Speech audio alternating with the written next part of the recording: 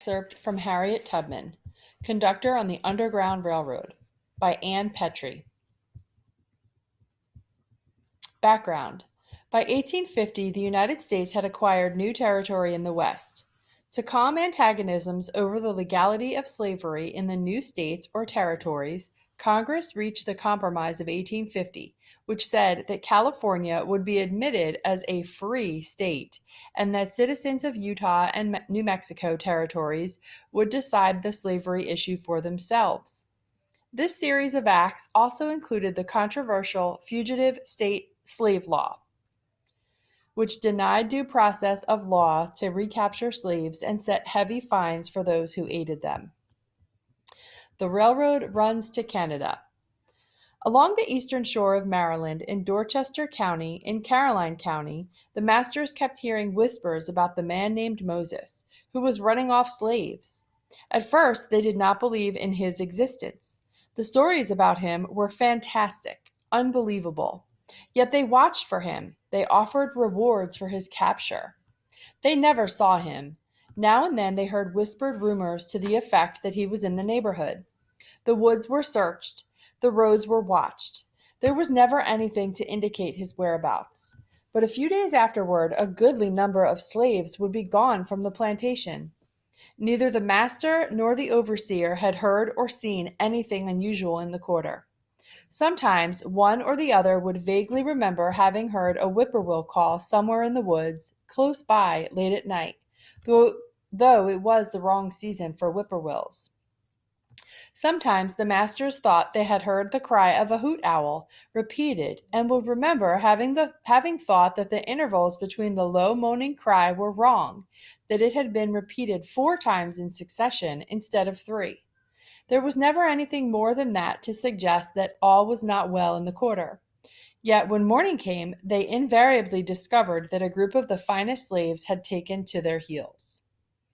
Unfortunately, the discovery was almost always made on a Sunday. Thus, a whole day was lost before the machinery of pursuit could be set in motion. The posters offering rewards for the fugitives could not be printed until Monday.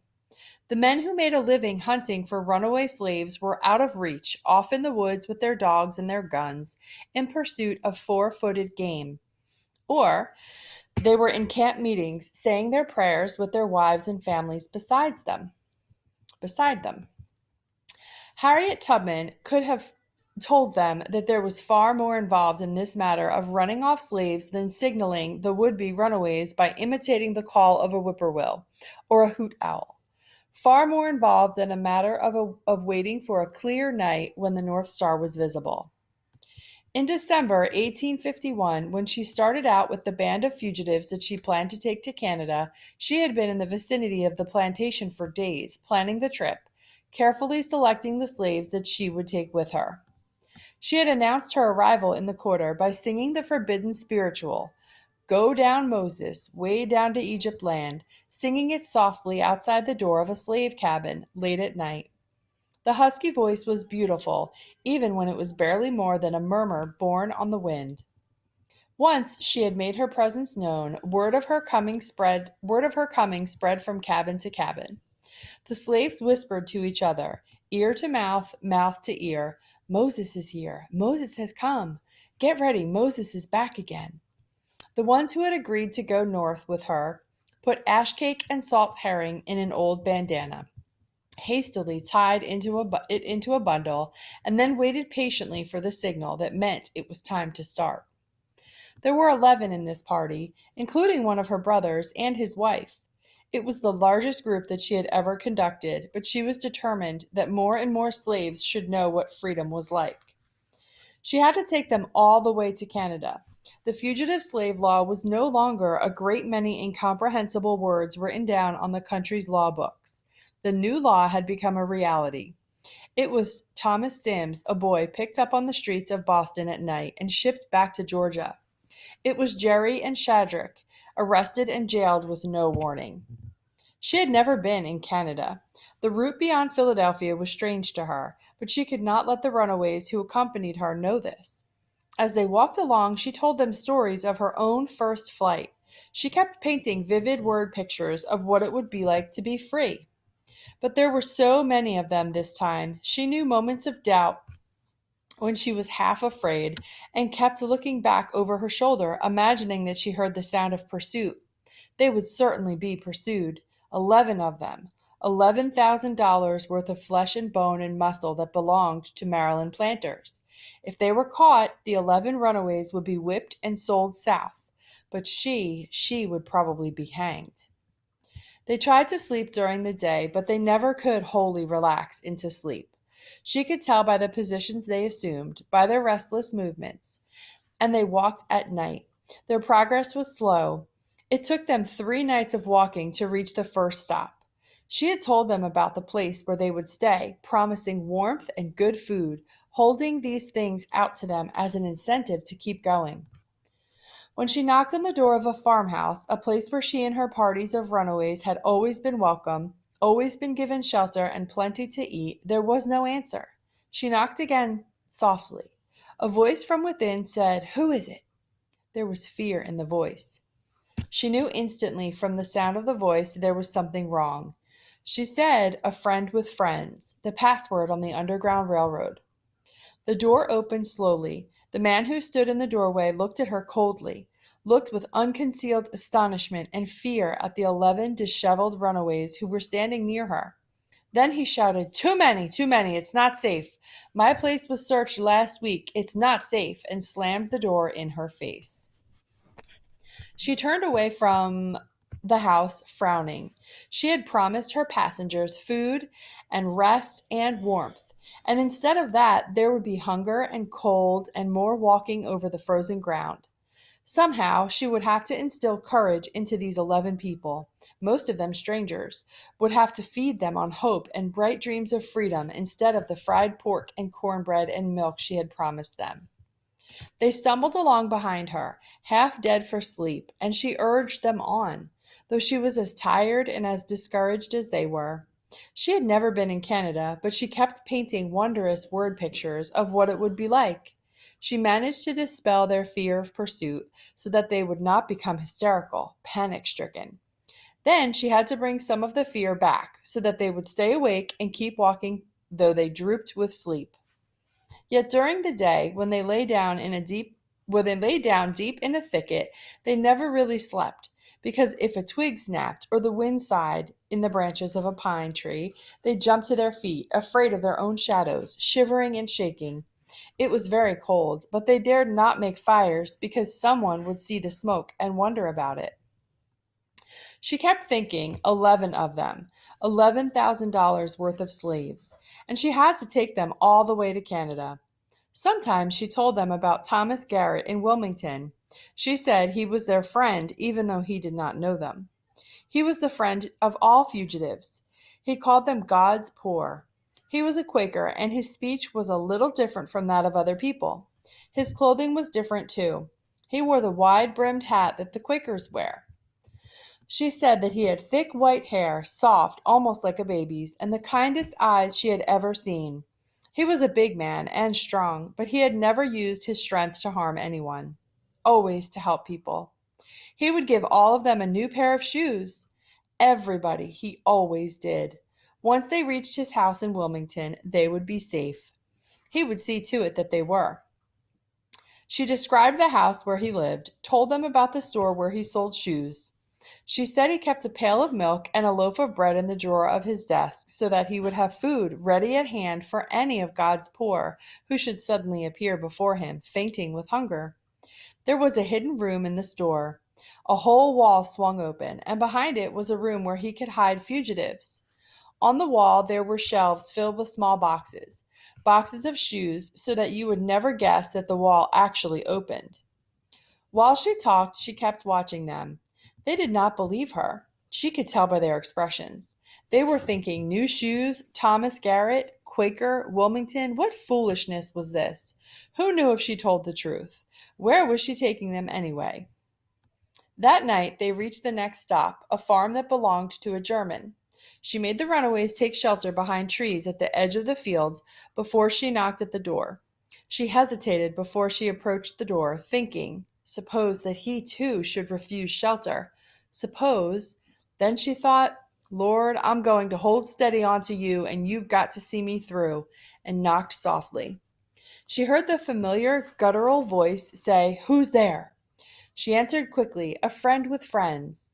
He opened the door and greeted her warmly. "How many this time?" he asked. 11, she said, and waited, doubting, wondering.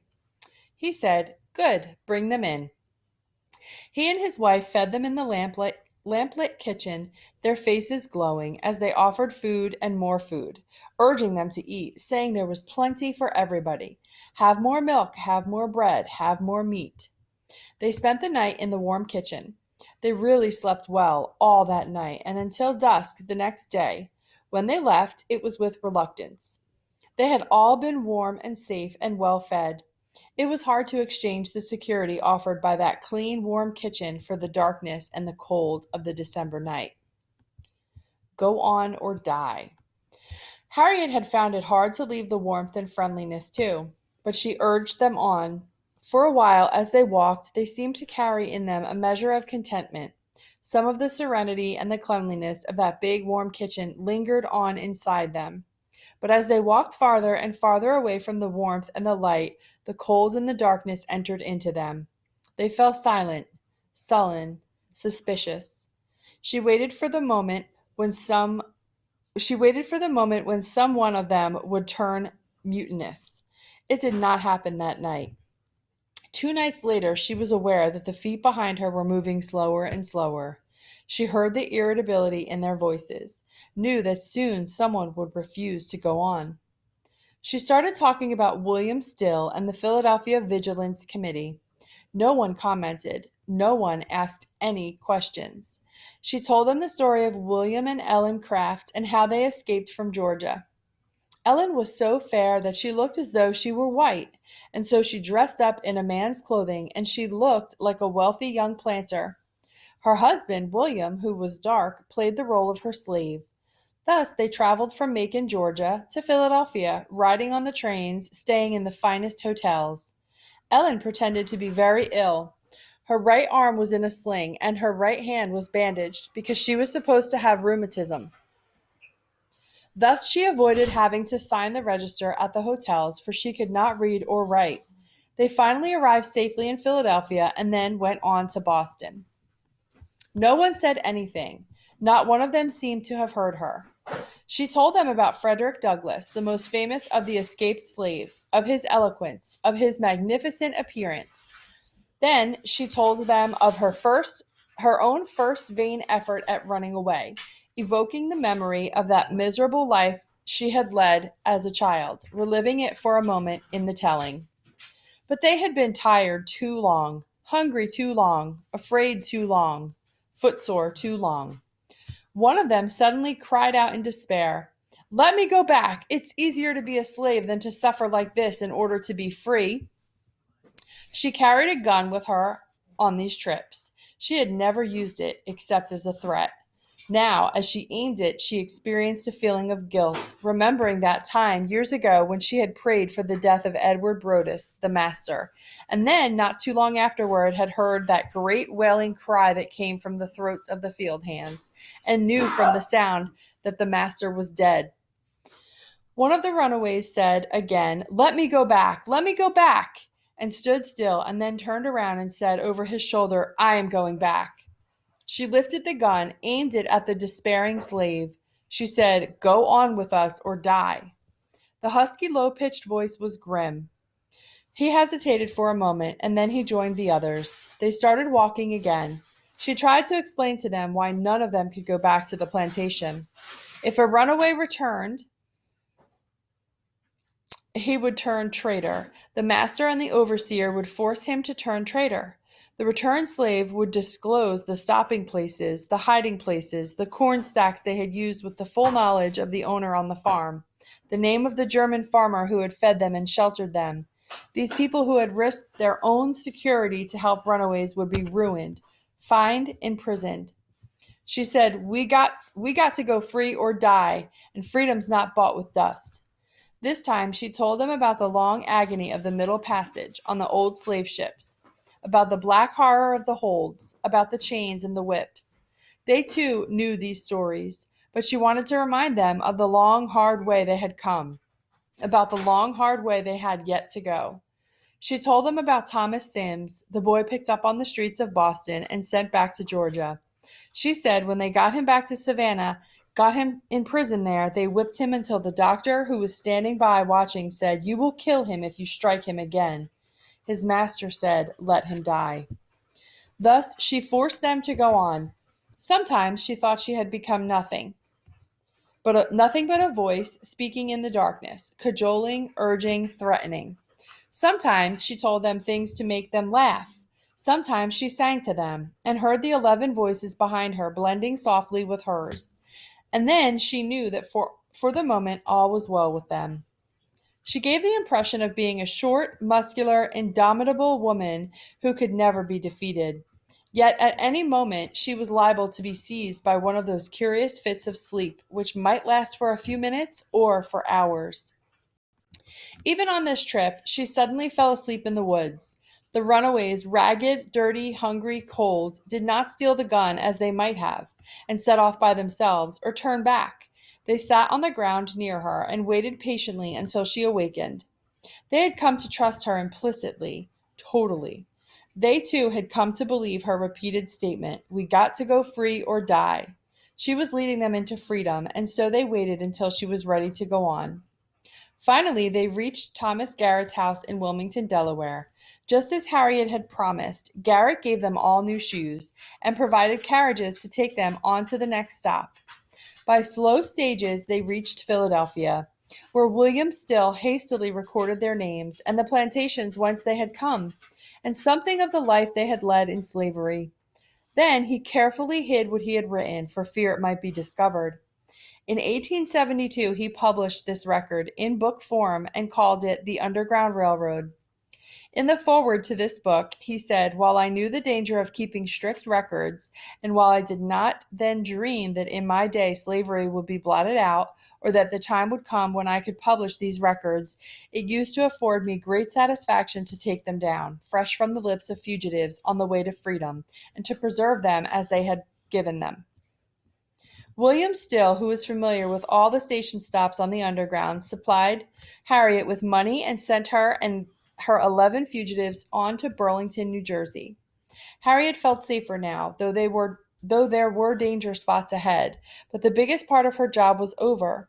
As they went farther and farther north, it grew colder. She was aware of the wind on the Jersey ferry and aware of the cold damp in New York.